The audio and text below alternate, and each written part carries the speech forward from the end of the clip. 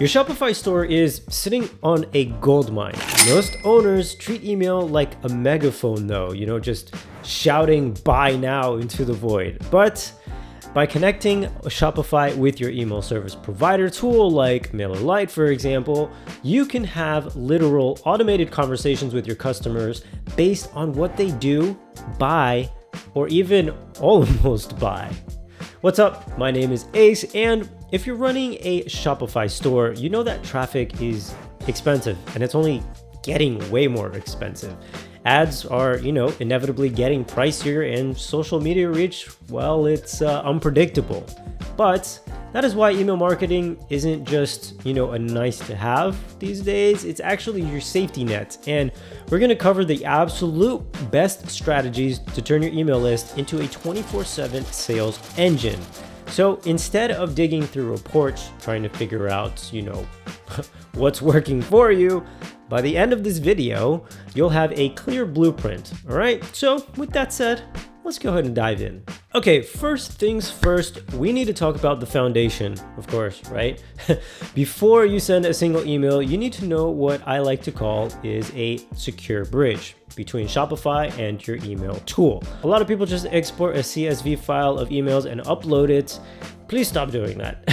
That is the old way. We want to be strategists here, okay? So when you use the MailerLite integration for Shopify, you aren't just syncing names and email address. You are literally syncing behavior, you are syncing purchase history, you are syncing total money spent. And if you use MailerLite and have an integrated Shopify store, so they can talk to each other. My buddy Alex did an in-depth video on how to connect them, and you can click on the card up here to access it and check it out.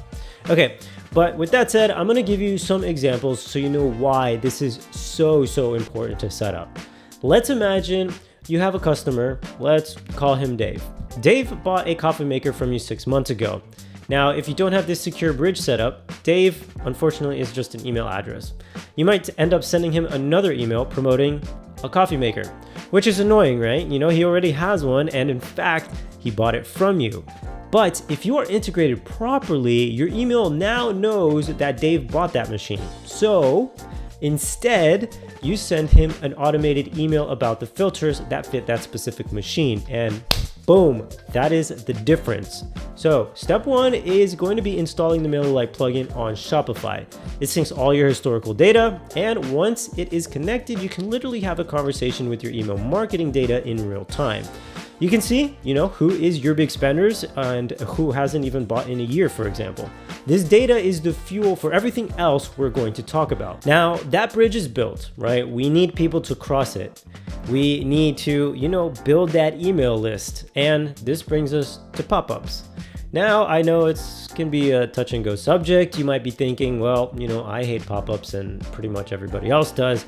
But actually, the truth is you may just hate bad pop-ups, or just pop-ups that appear the second you land on a page and literally block the content you're trying to read. Yeah, I find that super annoying too. But you got to remember, okay, timing and relevance is really key, and everything here. It's what makes or breaks a really good pop-up, and a very efficient one. Okay, here's what I mean. You don't want to ask for a marriage proposal on the first date, right? You want to set your pop-ups to trigger based on specific behavior. And there's a couple of ways to do this. One of them is exit intent, right? This is a classic for a reason.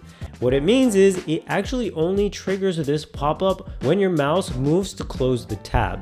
It's kind of like your Hail Mary pass to save that relationship. The other one is called time delay. Here's where you can set a specific amount of time to pass before that pop-up shows to your viewer.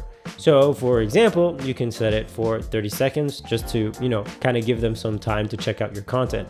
And then after the 30 seconds is up, boom, the pop-up pops up. And here is a pro tip. There is the spin to win gamification as well. Now, use this wisely, but for e-commerce, these wheels have incredible conversion rates. Why? Because it's engaging. It's not just give me your email, right? It's play a game to win a prize. But the most important part is the offer, okay? Sign up for updates. Yeah, doesn't that sound pretty boring? It's not really something you want to click on, right? But if you add some value to it, so say something like unlock 10% off your first order or get our free style guide, that works way better and gives them a reason to trust you with their inbox. Section 3, the welcome flow. Okay, so Dave has signed up, he gave you his email. What happens next is super critical. This is where the automation kicks in. Instead of manually emailing Dave, because we're trying to save time here, right? We are going to set up a welcome automation sequence. You want to think of this as your digital salesperson who honestly works automated 24/7 and never asks for a vacation. The mistake most Shopify stores make is by sending one email that says, hey, here's your coupon. Okay, bye, I'm done now. No, we don't want to do that. We want to start building a relationship with this person, hence this welcome nurture sequence. That's what we call it. Now, this comes in all shapes and sizes, but the core principle is basically in email 1, which is, pretty immediate. This is the email that gets sent to them shortly after they sign up. You want to deliver the coupon you promise, right? So boom, they get instant gratification. And you also want to keep it short. You don't want to bombard them with too much content in this first email. And then around 24 hours later or so, you have email 2 hit the inbox. This is where you want to introduce the brand, your brand. What is your story? Why did you start this shop? Okay, people buy from people, right? Not faceless corporations. And then about 48 hours later, email 3 drops. This is where you include social proof. You want to show reviews, show user-generated content. It'll really help you build that trust. Here's another example. If you sell hiking gear, email 1 is the discount code. And then email 2 is the story of how you got lost in the woods and realized you needed better boots, which led you to start the company.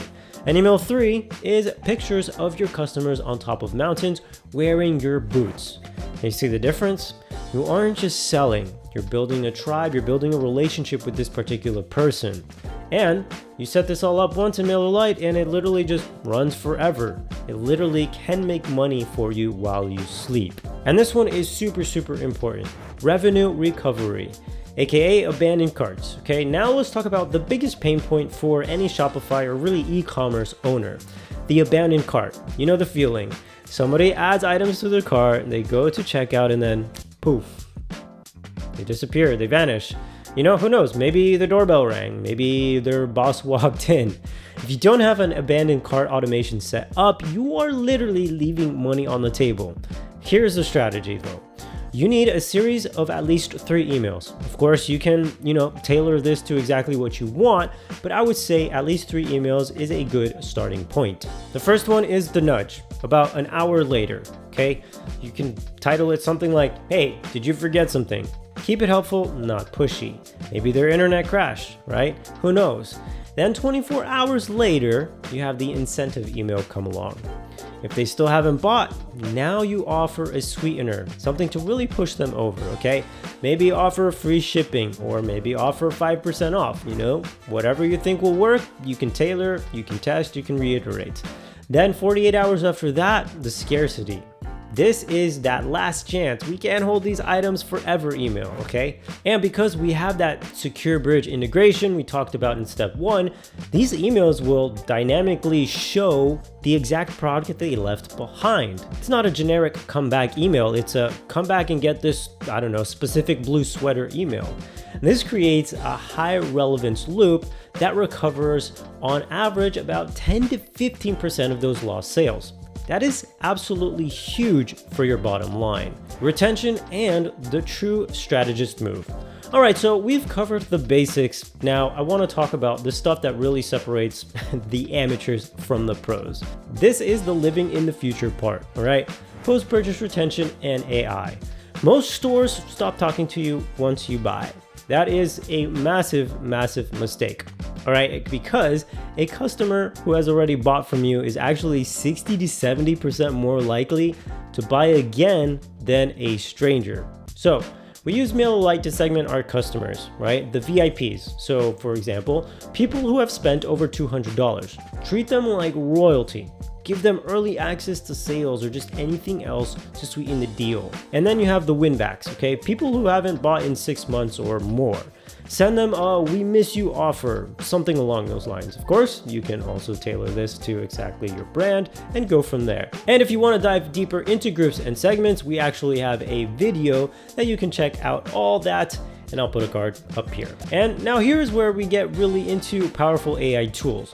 MailerLite has a feature where you can use AI to help generate subject lines that are predicted to get higher open rates. Like, how cool is that? And the best part, you don't even need to think about a prompt anymore if you don't want to. Right here on the campaign's details page, if you click on the AI icon, it's going to generate 4 subject lines based on the content of your email. That's pretty cool, right? But what if you don't like any of them? Well, no problem. You can just click this recycle looking icon and then just enter in the prompt explaining what you want, and boom, you are done and ready to go. So to recap, build that secure bridge between Shopify and MailerLite, use a smart pop-up to capture leads, and nurture them with a welcome flow. And of course, recover the ones who leave with abandoned cart emails. And use the data to turn one-time buyers into VIPs, all right? I know it sounds like a lot, and it kind of is. But once you set these things up, they run on autopilot and you're good, right? You're good from there. Now let me know what you think in the comments below. Are you using any of these automations yet? Or are you still doing it the manual way? Anyways, that's a wrap on this one. Thanks for watching, and I'll catch you all in the next one.